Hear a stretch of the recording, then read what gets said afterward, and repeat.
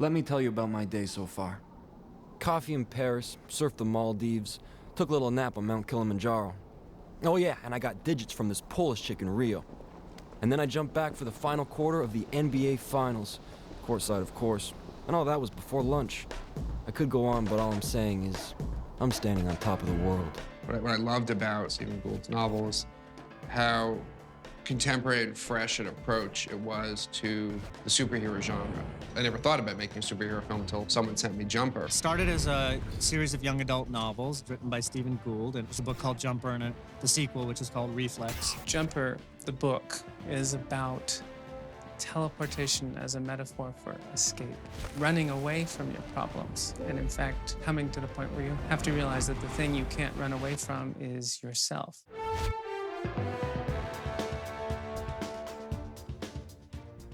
Jumper is to the superhero genre what Bourne is to the action genre, and that it's just a sort of reinventing of it. What we haven't really had yet is a movie about a superpower, a supernatural, a science fiction universe that is grounded and real and emotional and honest and human. I was absolutely working through my own issues when writing that book. Davy's father is an active alcoholic, abusive alcoholic. And my father, thank goodness, is a recovered alcoholic. And there's definitely both a sense of autobiography, but also a real sense of working on my own issues as I was writing that book. David! David! Open the door! I loved the ability to use a superpower to explore really personal issues. Right. Teleport to the library. I never really thought of a movie when I was writing Jumper. At that point, I was just trying to get a book published. The script that I read from David Goyer was so fresh and obviously got me immediately interested in the movie. But when you take a book and turn it into a movie, I'm really someone who believes in throwing the whole thing out and reinventing it as a movie. And in this particular case, there was a villain in David Goyer's script. It dealt with terrorism, and it got a little bit conventional for my taste. But when Doug came aboard, we decided to throttle it back a little bit and spread the story out, go slower in effect. Well, we really used the original novel by Stephen Gould as a springboard for the movie. And then we really leapt off from there. Doug Liman, Lucas Foster, and I spent months and months and months in Doug's apartment in New York before I ever put any words to the page. We felt it was important to develop a kind of a alternate history, if you will, of the world, where jumpers have existed for thousands of years and had an impact on human endeavors. One of the biggest creations we constructed for the movie that wasn't really in the books was the idea of these hunters, the paladins, having hunted jumpers for thousands of years. And they've been around policing the universe to some extent, so that people with this kind of power couldn't abuse that power. We've kind of built a Bible for the movie that goes way beyond what you'll see on screen. I mean, we figured out backstories and research and mythology that goes forward and backward in time, you know, several thousand years. That ultimately is the war that's in Jumper. Doug and Lucas Foster and Simon Kinberg have a very collaborative process before we even get to filming anything. And so while they're going through all of their, backstory and setting up the characters, they're including us in that process and seeking our input as well. They want, an actor to feel comfortable in his character. And so in order to do that, you have to be creating that character together. The ideas got so large that they really couldn't fit into, one or two movies. They needed to evolve over at least 3 movies. So we planned the story out over 3 movies, and then we sliced it up in such a way as to leave room for the other 2 movies. There are, a lot of really neat things that Simon and I sort of plucked out and said, that could go in movie 2 and that could go in movie 3. And I'm not somebody who really thinks about sequels. I'm just trying to tell good stories. But I wanted to at least be cognizant that if a film becomes successful, the studio will want to churn out sequels. So we actually spent a fair amount of time plotting out 3 movies. We quickly kind of went off-piste of the books, and started to really expand the story in amazing ways. I was aware quite early on that they were diverging fairly heavily from my book, but I don't have a problem with that at all for several reasons. First of all, books are not movies.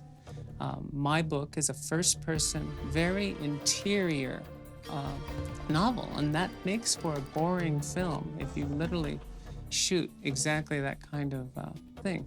Secondly, hundreds of very creative people and, millions of dollars are being used to create a project that had the genesis in my original work. And that is just incredibly cool. Stephen Gould is a very flexible and creative guy, and he's been working to generate a prequel book that'll come out just before the films come out. Griffin actually isn't in the book. He doesn't appear in the book, so this is a totally brand new idea that they came up with for the film. Griffin is both the sidekick and the mentor to David's character. We needed somebody who was a part of the Jumper world who could impart some of that mythology to David. Who are these people? Paladins. Paladins kill jumpers. I kill paladins. Class dismissed. He sort of operates like the Han Solo character with Luke Skywalker and also the Obi-Wan Kenobi character. He is both the sort of rogue and he's also the teacher and the mentor. So how long you been doing this for? Doing what? Driving. No, jumping. Since I was 5. 5? Yep. The idea was pretty much I would take Griffin from when his parents are killed to sometime before the movie. Griffin has people coming after him trying to kill him from a very young age. The Paladins are trying to kill him, and they essentially hunt him and his family for 5 years before they actually do kill his parents. And so we have someone who's got a much rougher time of it than Davy. He's almost feral in the way he's had to grow up as a result. You know, I was very interested in writing that story. That was interesting to me. I want to know that history as well. You know, I want to know that mythology and the history of what jumpers have done in the past to change the way we look at things today. So I did get to see some of the world building that Doug Liman and the producers created using my novel as a springboard. I got to see little treatments of the history of the Paladins and history of jumpers. You know, there's so much to explore, you know, conceptually with teleportation that, you know, you can't just do it in one film. And it continues. It's not a static thing. It's a living, breathing thing that we're continuously evolving. We're learning about the movie as we make it, and we're learning about how complex it is to be a jumper. And there are elements coming in later movies, if hopefully we get to later movies, that have a time element to them. I don't want to say too much about that, but it's very cool. This is 100% Stephen Gould's story. It's just reinvented as a movie. And there's the famous quote, and I think the author was Kane, the guy who wrote The Postman Always Rings Twice, who said, when asked, how do you feel about the way Hollywood has ruined your books? And he said something to the effect of, my books are right there on the shelf. There's nothing. They're exactly the same as they've always been. Hollywood hasn't done a single thing to them except, and he didn't say this, but this is where I come in.